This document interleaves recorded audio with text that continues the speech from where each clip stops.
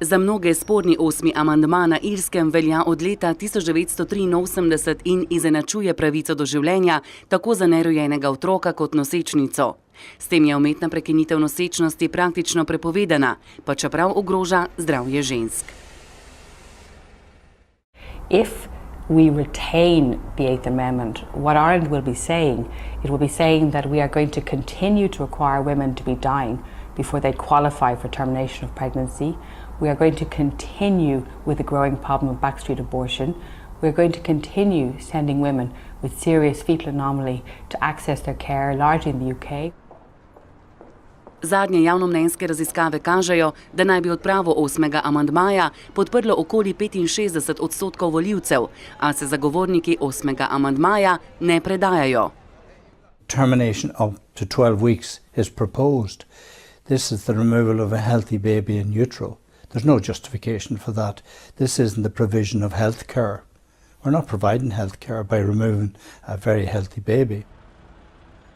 Irska zakonodaja po letu 2013 sicer omogoča prekinitev nosečnosti v primeru ogroženosti življenja nosečnice.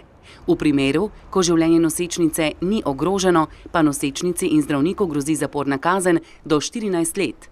Dekriminalizacija umetne prekinitve nosečnosti na zahtevo ni rešitev, trdijo zagovorniki 8. amandmaja. And I got with a girl over 9 years ago and she had an abortion behind me back. I see the devastation that it brings into families. It's no quick fix. This is the simple right to life.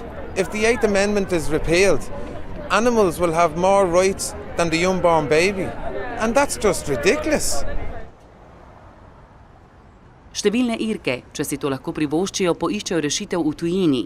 Amy Callan opisuje svojo stisko, ko je ugotovila, da kljub hudim deformacijam ploda ni upravičena do umetne prekinitve nosečnosti.